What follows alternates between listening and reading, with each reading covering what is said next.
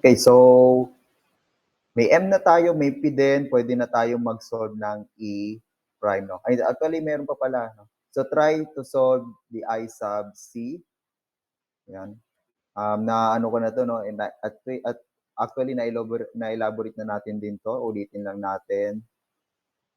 I sub C is BH cube over 12, no? BH cube over 12 for rectangular. So, 8 gawin kong mm, no? 500 times 800 cube over 12 is equals to.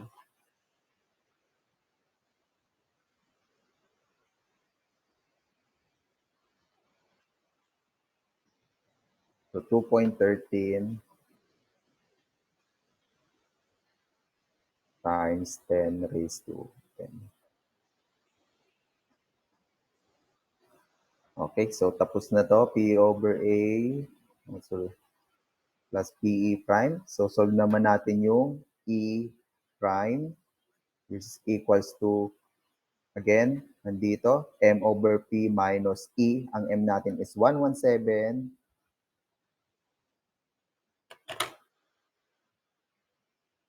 0.5 kilonewton meter over 1950 kilonewton.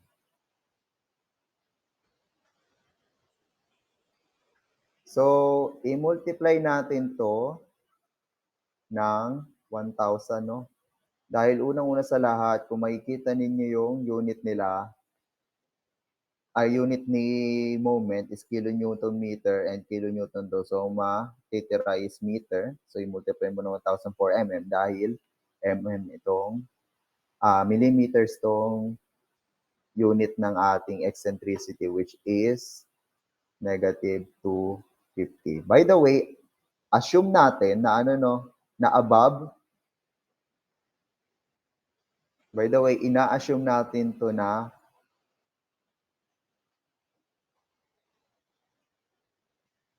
above neutral axis, no?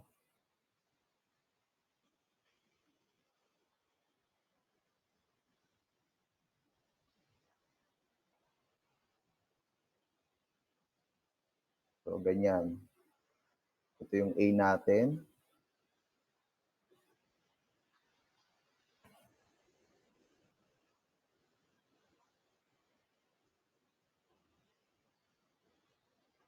Ayan. Ito yung T, ito yung C. So, assume above neutral axis, ilan tong E prime natin? So, computing ko. So, 117.5 divided by 1950 times 1,000 minus 250. So, ang lumabas is negative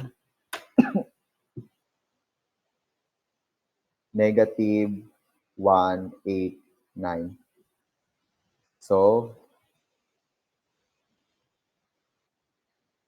So dahil negative siya, hindi siya above, no?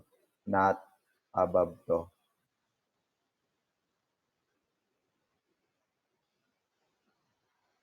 So magano na tayo? Magpalit tayo ng equation which is E prime lang naman.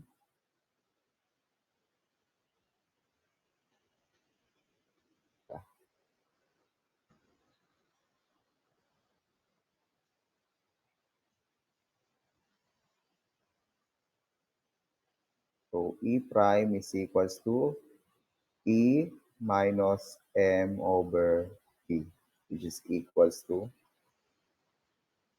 tama ba? Magiging ano lang naman yan? Positive, sir. Magiging positive lang, no?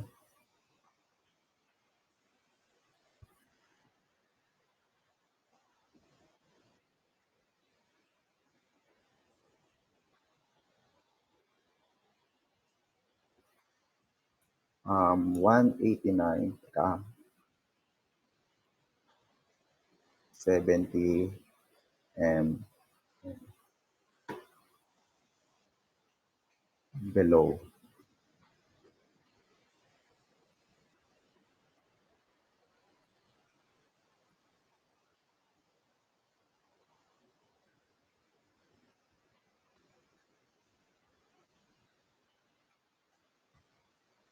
Okay, so dahil alam na natin E prime,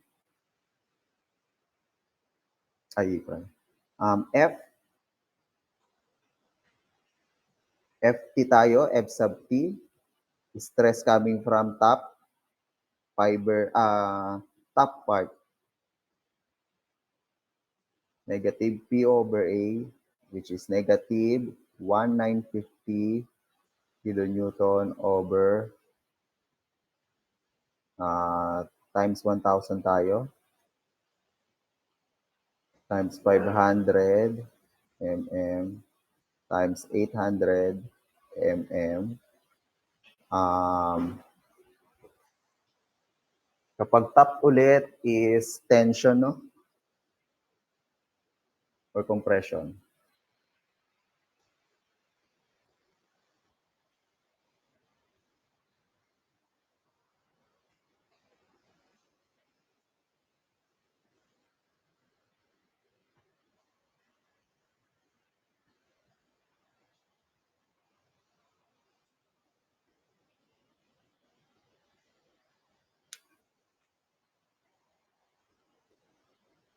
Okay, so ano pala to, no? Nakalimutan kong sabihin. With the constant tensile force, yung sa mismong presentation na sa may PowerPoint, no? With the constant tensile force C in the tendon throughout the stand, in this matter, the effects of external gravity loads are disregarded. So itong palang PE prime over I sub C, base ito sa tendons, no? Base ito sa tendons. Okay, again, kapag tendons, dahil ang ginagawa niya typically is more on negative moment, no? So, ibig sabihin, positive sa may top and then negative sa may bottom. So dahil dito, dahil nasa top tayo is plus P, which is 1950 times 1,000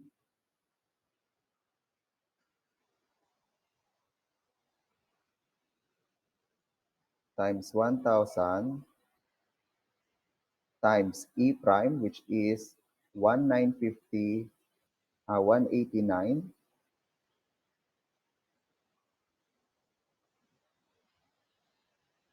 Teka.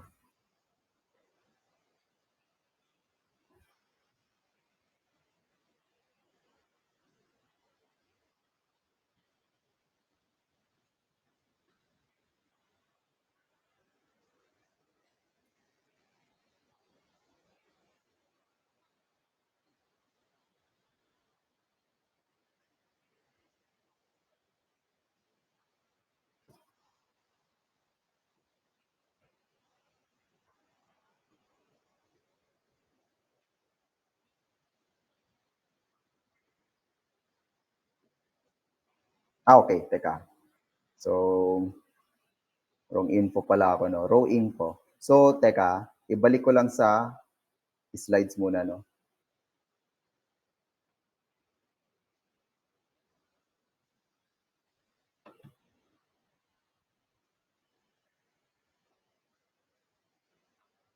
Okay, so dito ulit, pagdating sa part na to, na kung saan above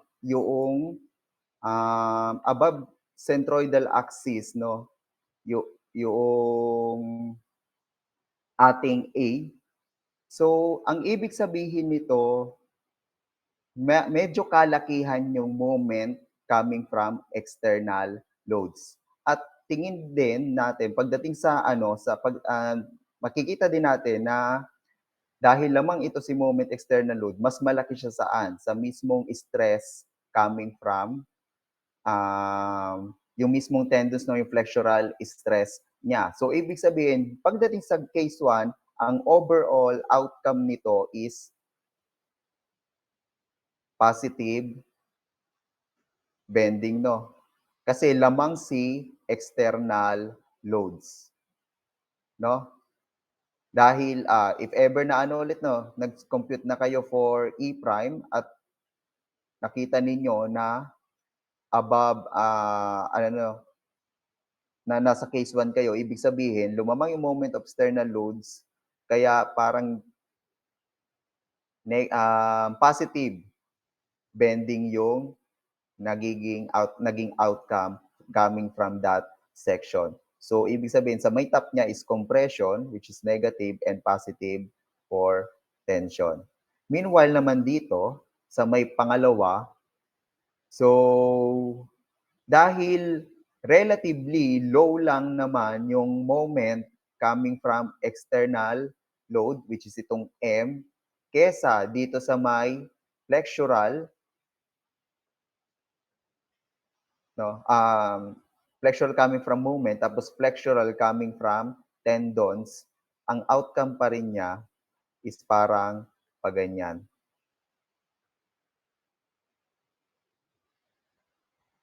'no? Pagdating kay case 2, mali yung sulat ko dito, case 2 'to, 'no? So, from above is tension, positive, and compression, negative. So, ewan ko bakit ko nakalimutan. Sinabi ko kanina 'no, it's all, mag-a-ACAS tendons pero hindi 'no. Based sa cases kung ano yung naging outcome nung bending. Okay, sa case 1 ulit, positive bending at saka case 2 is negative bending. Okay? So, sorry sa ano.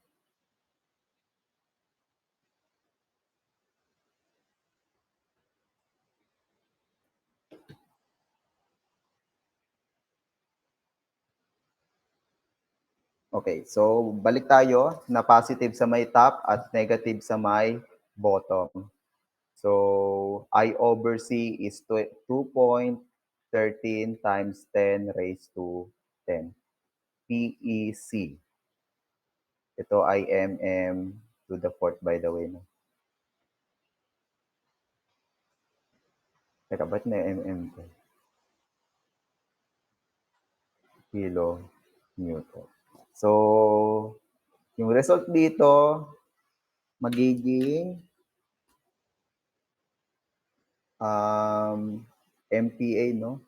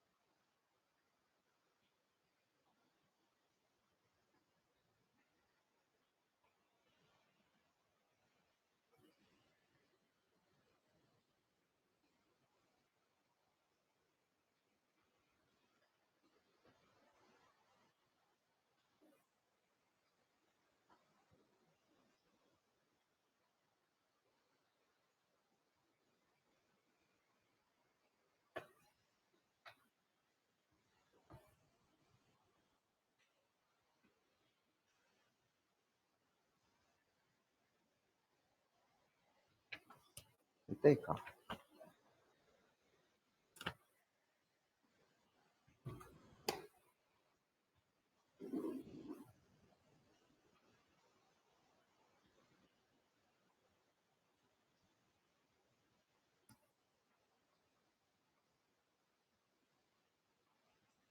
hindi ba mali yung formula ko?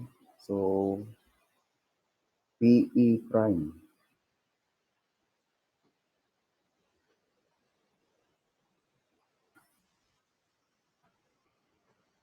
Okay, teka. PE prime sub C. Okay, may mali pala rin ako ulit, no?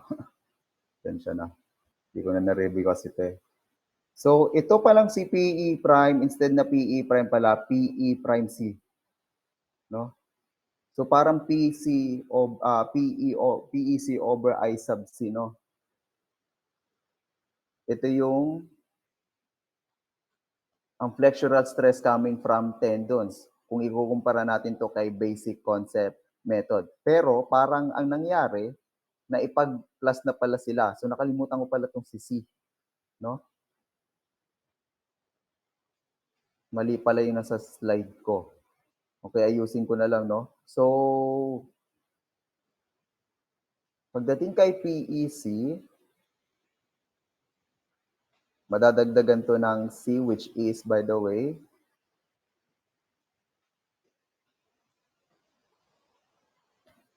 is dahil ang depth niya is 800, magiging 400 mm.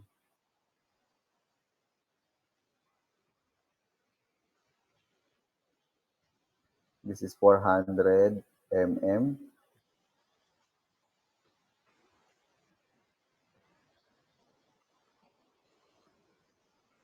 Okay, computing ko ulit.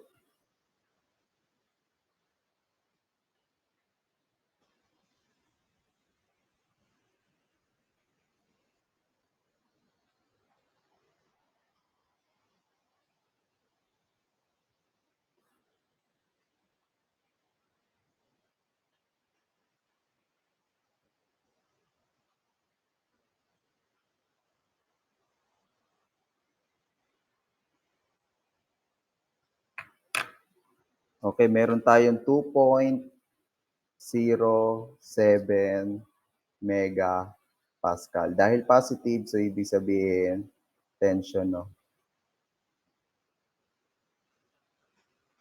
Next, for bottom, F sub B is equals to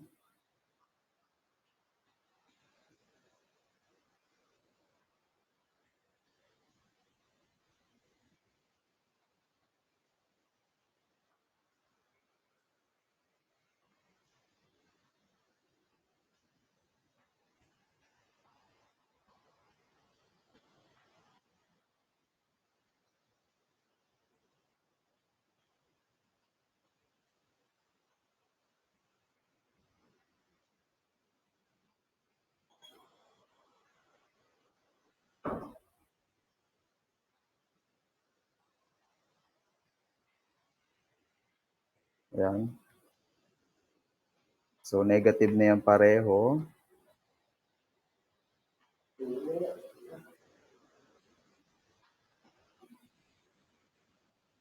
-11.81, negative 11.82, no? So, compression. Ayan, no? For our stress at mid-span initial stage. So next, pagdating naman sa final stage, at mid-span,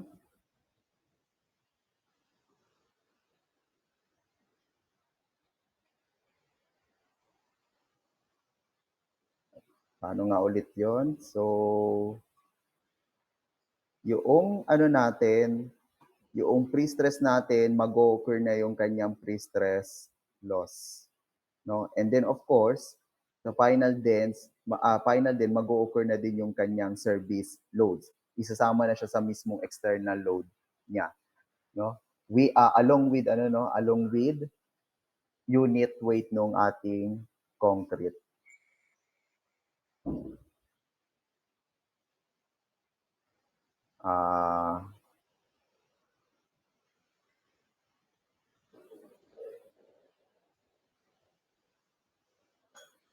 P is equals to 250 mm. P is equals to 1950 times 1 minus 0.08, which is equals to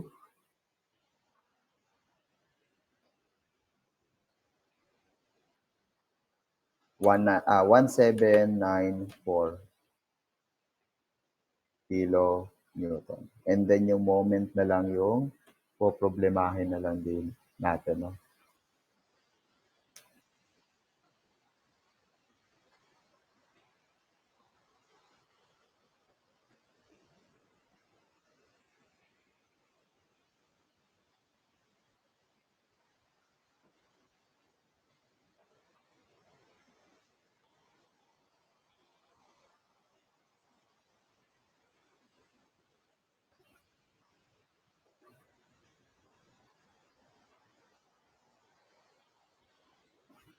Okay.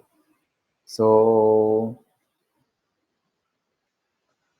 for M ng total is equals to WL squared over 8. And then, computein muna natin yung total weight. So, isa weight, which is equals to 23.5 kilonewton per meter cube times 0.8 times 0.5 meter. Plus, dahil linear na yan, pwede na natin siyang idagdag sa mismong uniform dead load, which is 24.8 at 11.4. So 24.8 kilonewton meter times plus 11.4 kilonewton meter. This is equals to 23.5 times 0.8.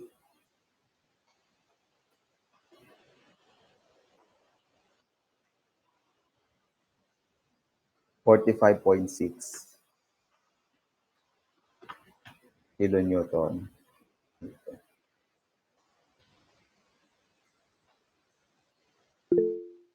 Yes? Sir, di ba yan kilonewton per meter? Nga. Ay, teka. O nga, no? Parang moment nga. O nga, no? Kilonewton per meter. Bakit tuldok yung nilalagay yun? Kilonewton per meter pala. Okay, so.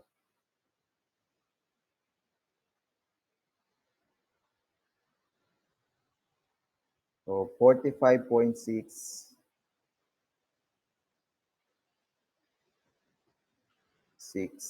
kilonewton per meter times L is 10 squared over 8.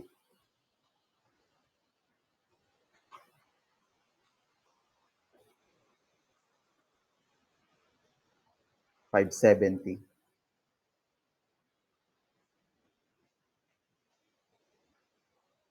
kilonewton meter. Dito na yung kilonewton meter. Okay, so we have our moment ating sa may pin natin.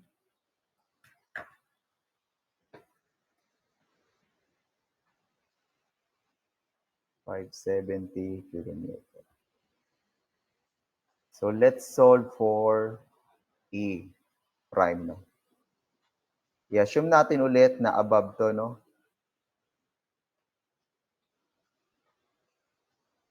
Above. So E prime is equal to M over P minus E. So 570 kilonewton meter over 1950 kilonewton times 1,000 minus 250 mm is equals to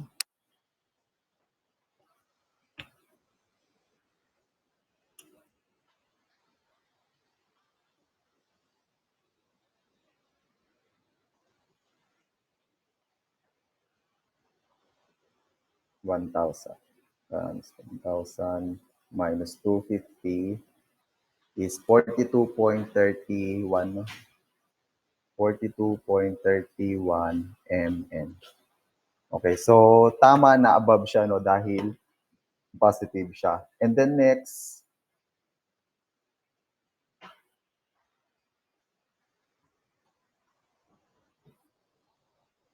pwede na tayo mag-solve for stress, no?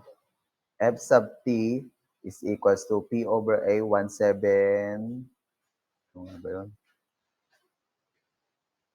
1794 negative 1794 kilonewton times 1,000 over 800 times by 500.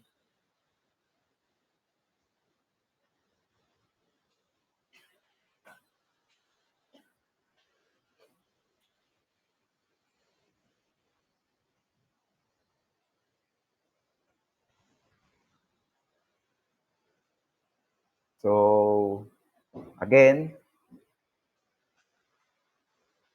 ito yung naging outcome. Ito yung kasi sa my case 1, no, relatively high yung moment coming from external loads, which is, by the way, nasamahan na ng external, ng mismo service load, no. So, ito ay compression, so negative. So, minus PEP, which is 1794 kilonewton times 1,000 PE prime. Ano yung E prime natin? 42.31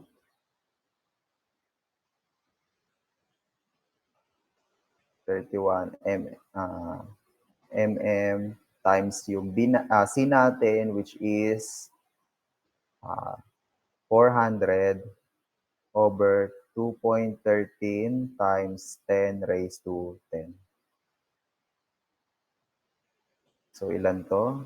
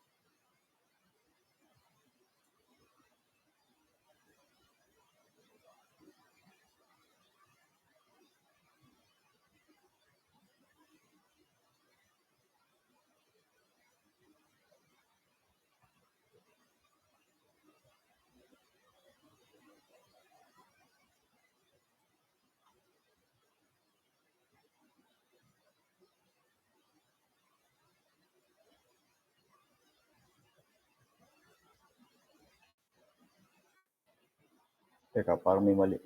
May mali pala ako dito, no? Ito pala is supposed to be 1794.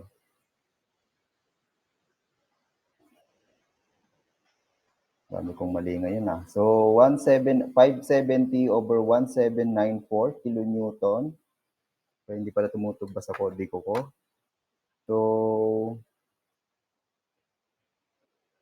So instead na 42.31 is 67.73.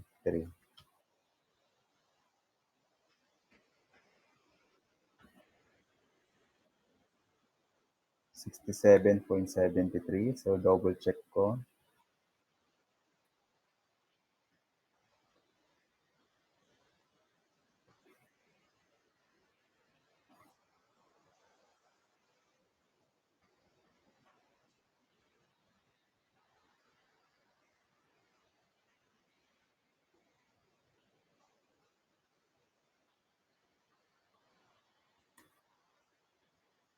Yan, 6.77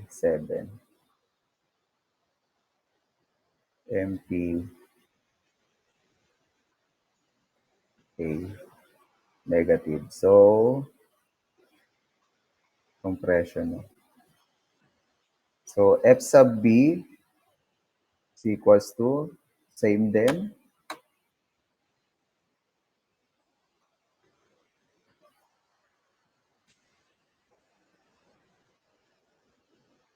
or ito naman ay positive na. Negative 6 point, A minus B, 2.20. So, negative, positive,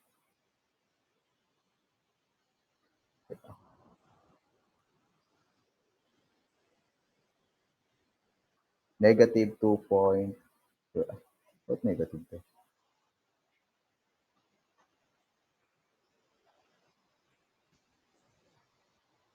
Oo nga, no, tama, negative. So, 2 point, double check ko lang yung sign ko, ha. So, negative 2.20 din na compression. No? Okay, so yan lang yun, no, pagdating sa my C-line method. Okay, so any question? So ano lang din, basic concept, pero kung paano again,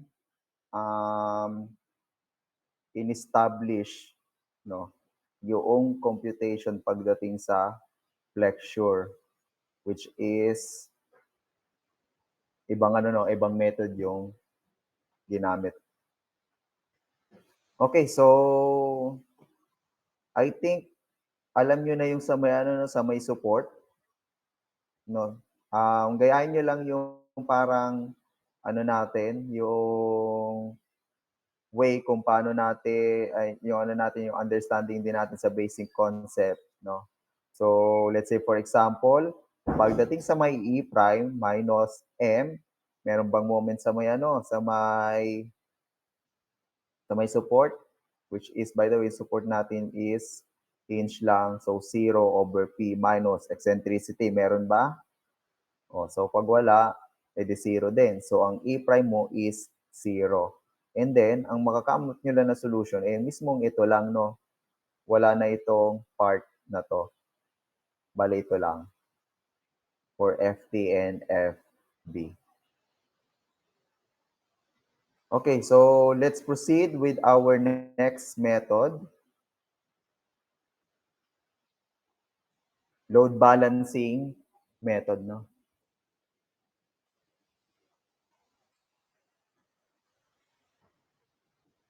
So, try natin kung hanggang saan tayo matatapos.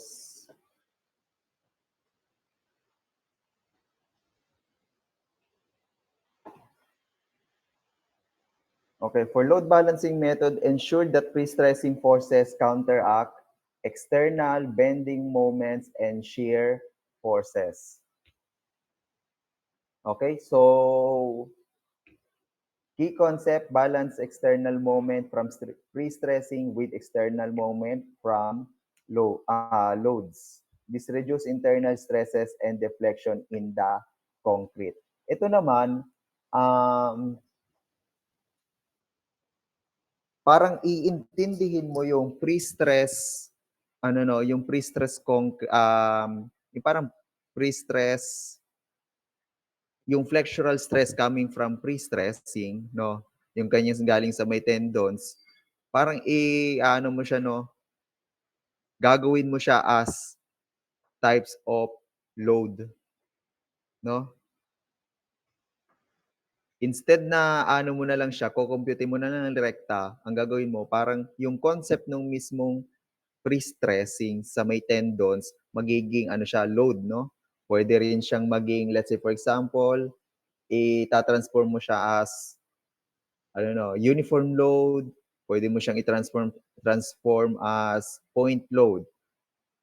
Bakit pa iba-iba? So, depende yon sa mismong pre-stress, yung mismong yung profile ng tendon natin, no? So, ito din yung cases na kung saan if ever na medyo confusing si C-line, no? Kasi unang-una sa lahat, doon sa kanina parabolic, madali lang intindihin yun, no? Kasi simply na pwedeng mag-moment ka lang dun sa may ano, hanapin mo lang yung A prime. Pero may mga cases din yata na parang mahihirapan kayo doon. Lalo na, sabihin na lang natin, nagso-solve kayo in another section. So, pwedeng makatulong si load balancing method. Okay, so ayan. So, okay. So dito, consider a parabolic tendon profile, no? Sinasabi dito na kapag parabolic yung tendon profile mo, para siyang ano, para siyang uniform load, no? Which is yung moment, dito sa may ano 'to 'no, sa may bandang saan 'to banda? Sa may bandang midpoint 'to 'no, yes, sa may bandang midpoint. Sa middle part nung ating length.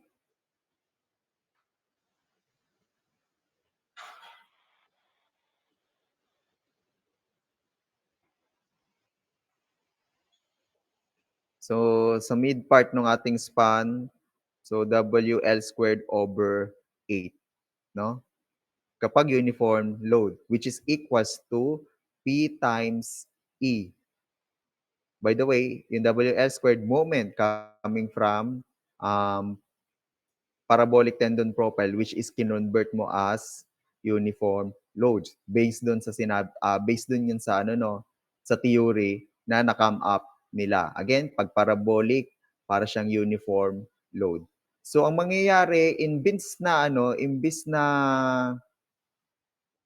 kukunin mo yung flexural, kung kupitin mo yung flexural coming from eccentricity no ng tendons, which is ito yung computation na yun, no, P times E, yung PEC over pi. Parang gagawin mo, magiging external load siya and then i-interact mo siya sa mismong service load or another external load pa na given dito sa may beam natin. Ito no. For example, meron tayong load dito, dead load and live load.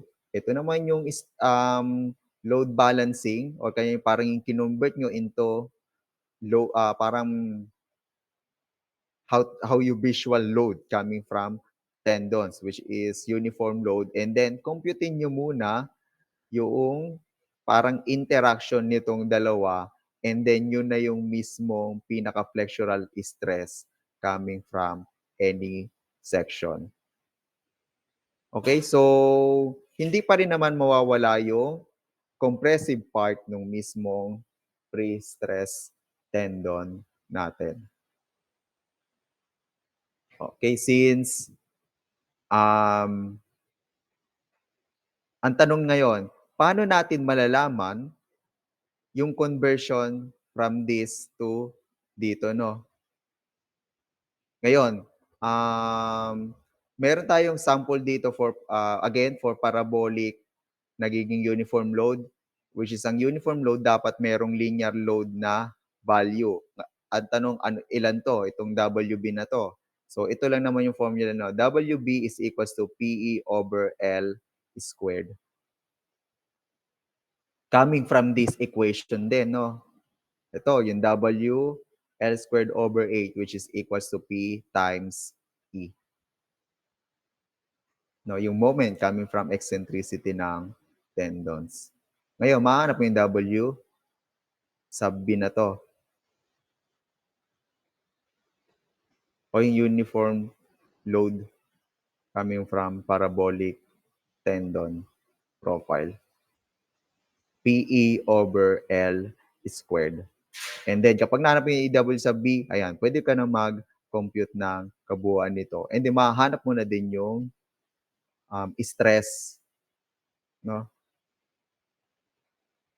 So, again, tendon profile effects, the shape and placement of tendons are critical. So, isa din sa kailangan is i-check ninyo yung shape or placement or yung tinatawag natin profile niya, no? So, straight tendons, reactions only at ends, curved tendons, uniformly distributed reactions, and sharp ends is into concentrated forces. Ito, given dito sa may ano ninyo, sa harapan ninyo, again, kapag ito straight line pero ano, any part with same ng eccentricity, ito no. Anong equivalent load niya?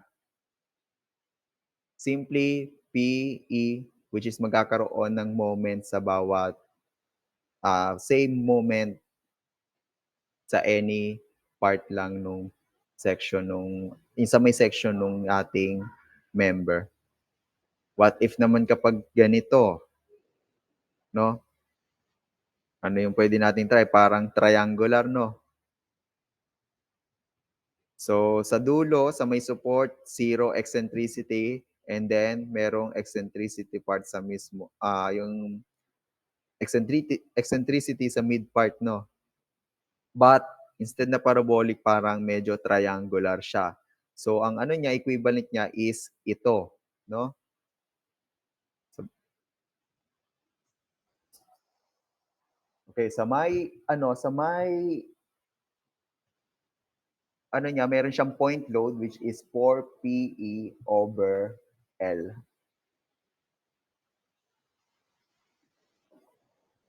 Next. So, may mga ganito din.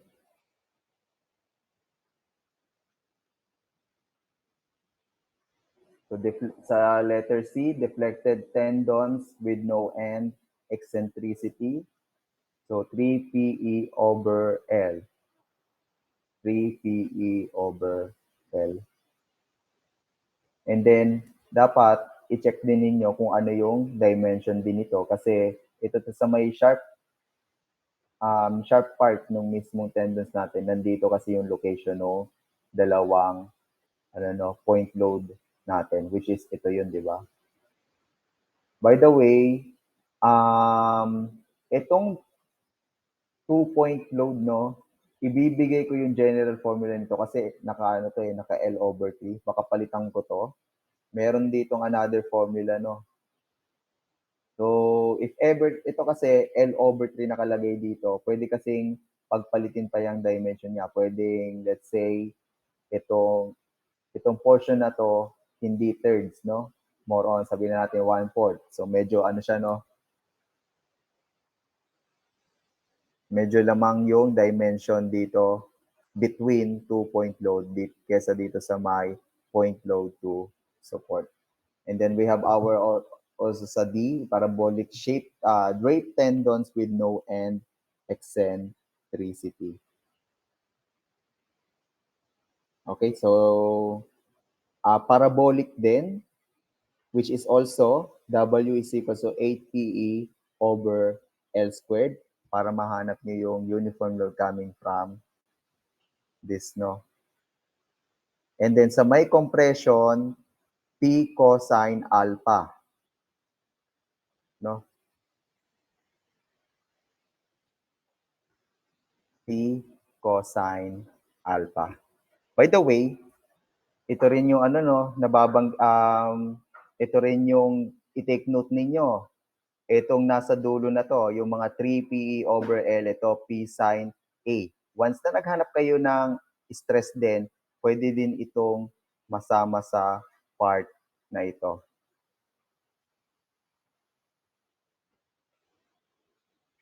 Kung ano man yung pwede yung gamitin, paggamitan yan, o baka masama din yan, no?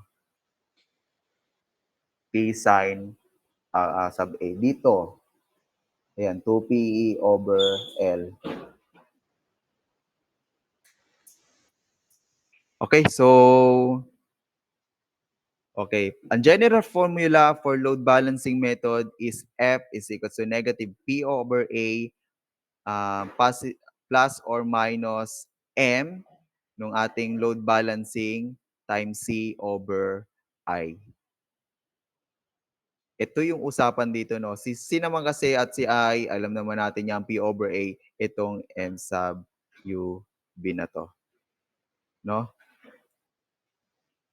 At ganun din, katulad dun sa may previous concept, i-check din ninyo yung mga stages. Okay, so balik tayo sa may ano natin, no? Problem natin ulit.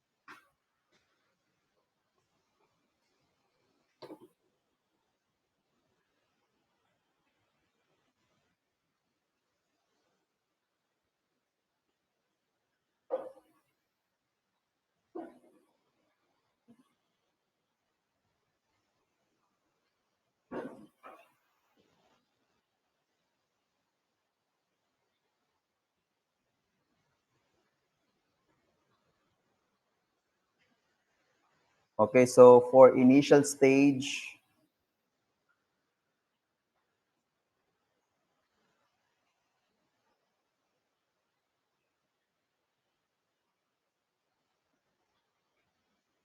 sa may midspan ulit tayo.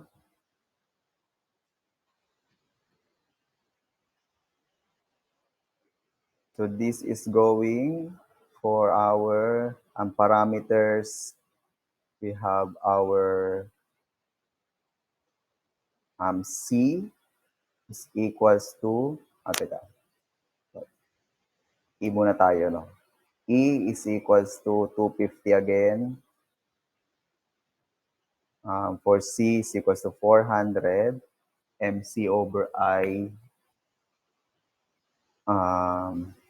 P is 1950 kilonewton.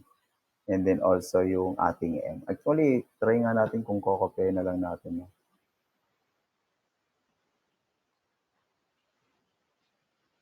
Ayan.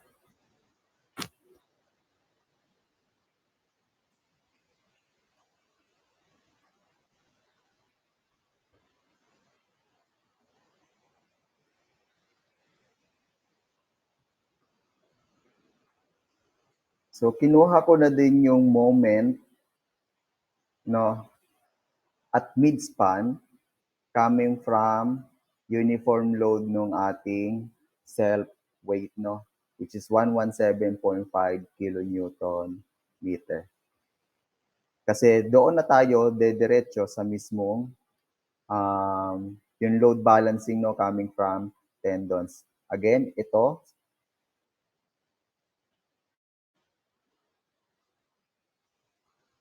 dahil parabolic siya, magkakaroon siya ng uniform load. No?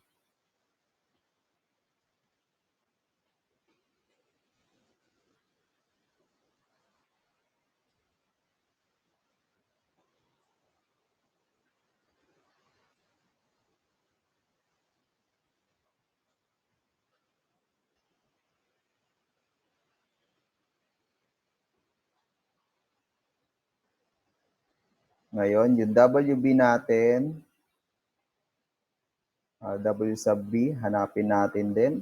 So, ano yung formula nun?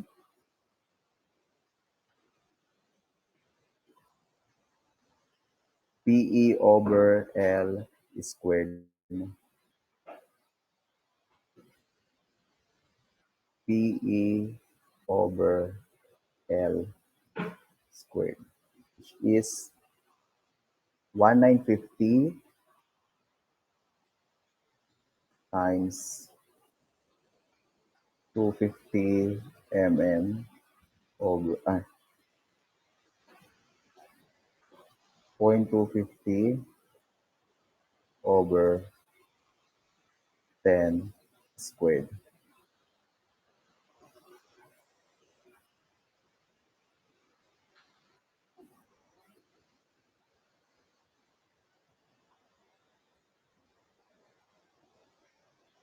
So 4.785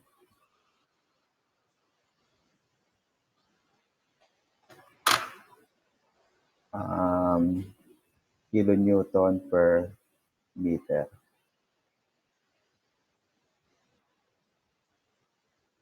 Next, so since nasa midspan tayo, okay na tong load na to na ito lang yung data for our load na i-consider natin for load balancing. Ngayon, i-compute natin yung kanyang moment no na binibigay at midpoint. So M from tendons is equals to WS squared over 8 lang din, which is equals to 4.785 kilonewton per meter times L squared 10 squared over 8.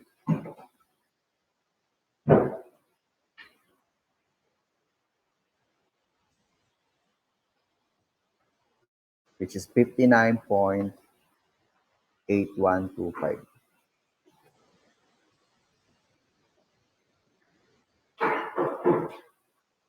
$51.81 kilonewton per meter. Okay, so ngayon, may moment kayo coming from external load tapos sa may tendons, ito na yung tinatawag natin parang maglo-load balance tayo. Kukunin na natin yung tinatawag na M sub UB, which is equals to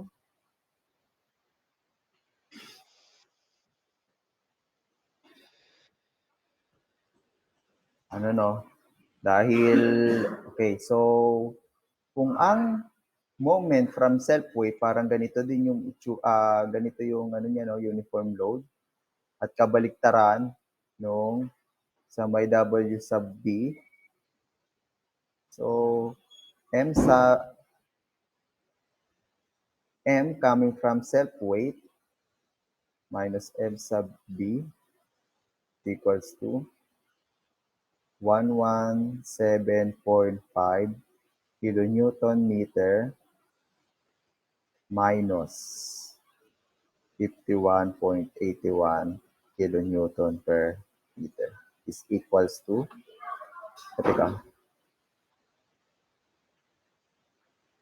malinaw ng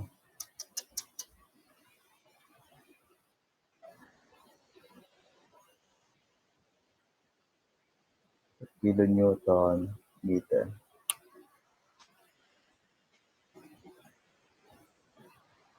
$65.69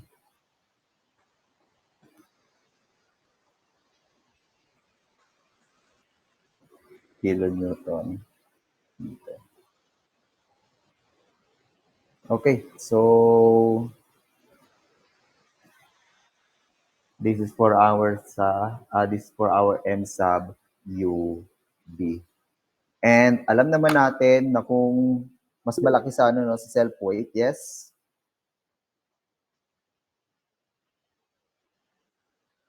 Ano 'yon?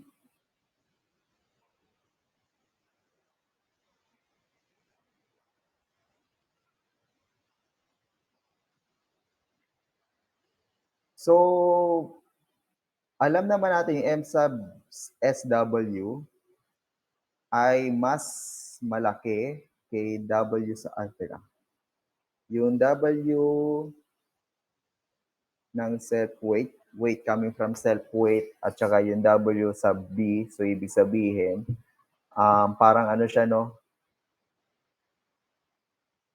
yung load niya is, ito yung parang magiging resultant niya, downward, So, mag-e-end up siya as ganito. Positive bending with negative sa may top fiber at positive sa may bottom, no? Ngayon, pwede na tayo mag-solve for F sub T, stress coming from top, which is equals to negative P over A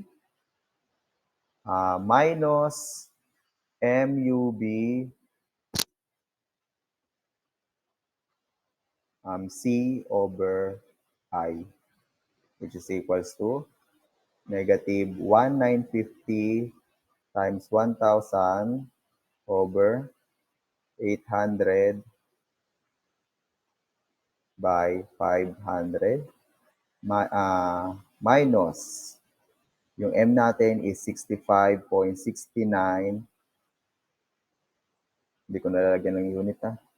So 400 MC. Teka. M, may mali, ano natin no. So itong M is kilonewton meter, i-times natin to ng 1,000 squared no. Kasi kailangan natin itong i-convert into Newton mm no, times 400 for our C at ang I natin is 2.13. Nakalimutan natin lagyan 2.13. Anyway, so 2.13 times 10 raised to 10. So ilan to if ever?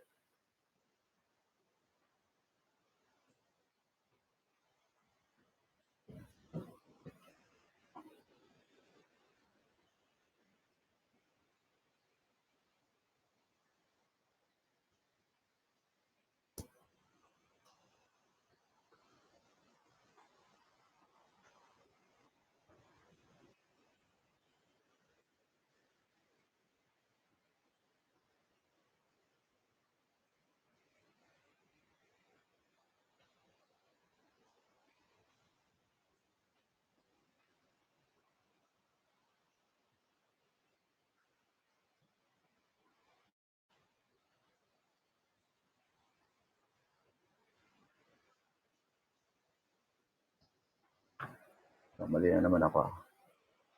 0 Newton meter.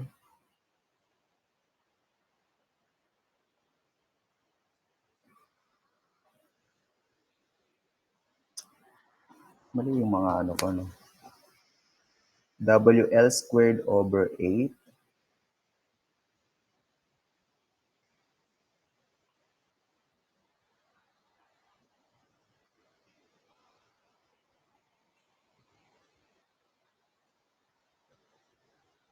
P sub E. Ay, okay, no? Teka.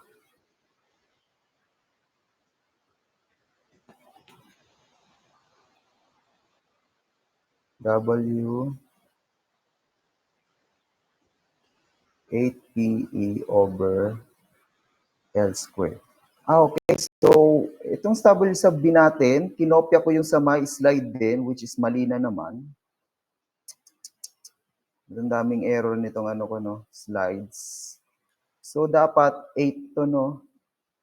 If WS squared over 8 is equal to PE, so 8PE over L squared, no? So, 8PE, ito ay 8. Ito ay magiging, kasi dapat, at least, kung dito ay 2 point something, 2.07 with tension, no, sa initial state, bakit naging negative dito, no? So, palitan ko to. 8 times 1950 times 250, no? So, ano na natin, madali natin.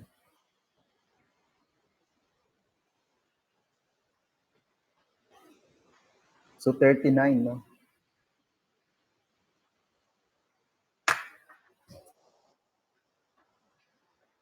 Kung 39 to, ito ay 39 din.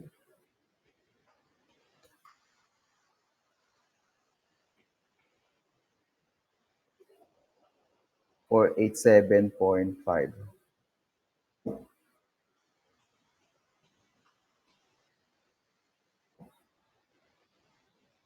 So ito ay 487.5, which is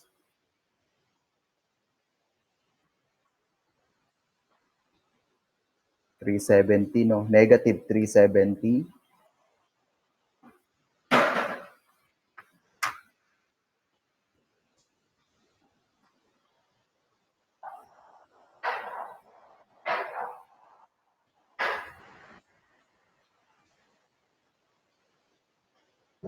So negative.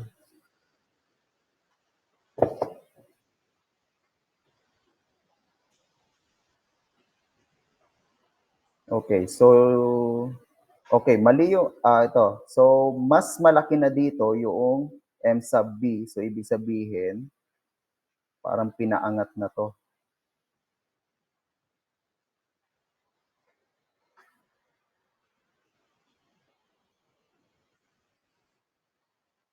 Bali ito ay magiging positive 370 times 1,000 over per 100.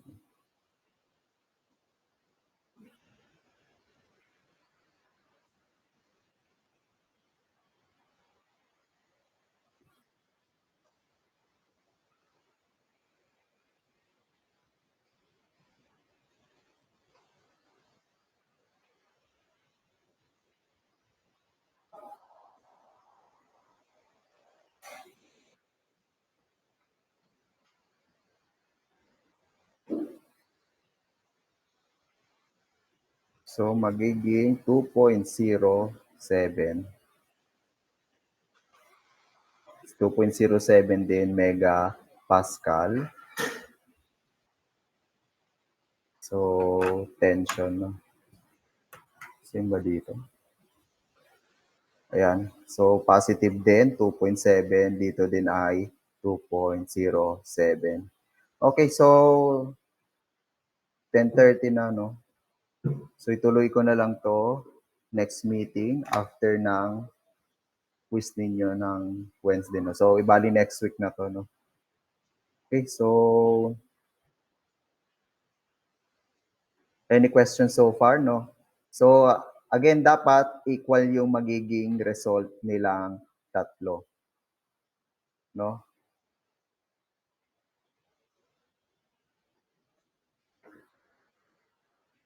Okay, so okay, so ayan nga, yun sa may WBC equals to 80 over, yes. Sir, ilan pong items yung quiz, sir? Hindi ko alam, basta kasi check ko pa kung paano pagkakasyahin yun sa ano, no, sa 1 hour, no. Tingin ko ano, mga ano 25 items, 25 to 30 items, ganun. Or 15 o 20 items na, mga ganun. 20 to 30 items, yes. Sir, yung quiz po ba is multiple choice? Hindi. Hindi ako magbababa multiple choice. More on identification, tapos ano, yung enumeration ba yung term na yun? Yung may mga multiple answer. So, ganun yung magiging exam ko next meeting natin. Okay, so malinaw. Okay, so sir, hindi po ba pwede WBC ko? Okay, naayos ko na, no? Kasi masyado kong ano masyado kong tinignan tong naka-highlight na blue sa may ano. Ayusin ko to mamaya kasi ang daming mali dito, no? Kasi typically nagka-copy paste lang ako dito eh. Ayan, no? So dapat 8 PE over L squared to, no?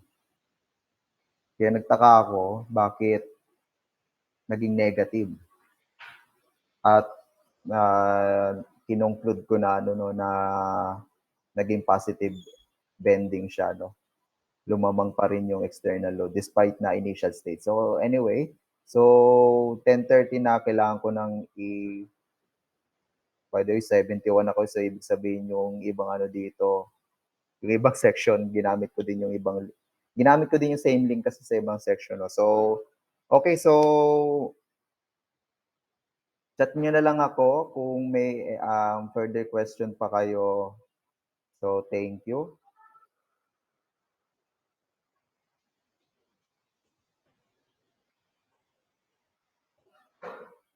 So, ano na kayo, umalis na kayo, no?